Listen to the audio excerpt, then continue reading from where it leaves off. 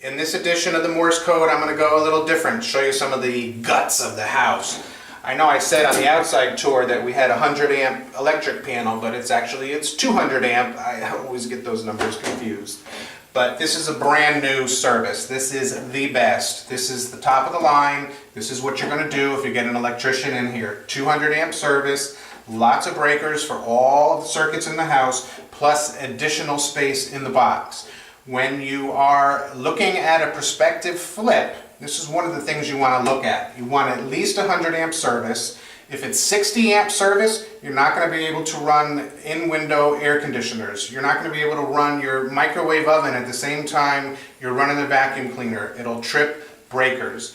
100 amp is the minimum nowadays. The other thing you want to look at is the box full? That's what you want to know. These are extra spaces where you can add additional breakers, and that's something that you want. If you start renovating the kitchen, the building inspector is going to come in and make you add extra plugs, GFI plugs. If you're finishing off a room that was never finished before, you're going to have to run outlets, light fixtures. Those things take juice. The juice comes from here. You got to have these spaces right there, or it could be a costly mistake.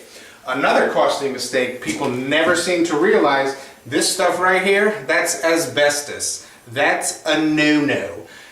Any home inspector that comes in with a prospective buyer is going to see that this is asbestos and recommend that it be removed. Me as the homeowner, if I know that there's asbestos in the property, I have to disclose that. It's required by state law. This is going to cost somewhere in the neighborhood of $2,500 to get removed out of here. And I have to hire a special remediation contractor to come in and do it. Someone that is licensed for lead and asbestos abatement. This is going to remain as the utility side of the basement. On this side of the basement, I've had feedback from agents that have shown the property, so I think I'm going to put a little additional work into this one. We just sprayed out the foundation. One of the things that I like to do, it makes the basement seem so much cleaner. You know how wimpy women are. They come down into a dirty basement and they get scared and they don't want to come down here and do their laundry. So I like to spray everything out. The feedback has been, if this space was finished, I would have already sold the house. So I think I'm going to do another coat down here, something not quite so yellow. I'm going to throw down an inexpensive carpet on the floor.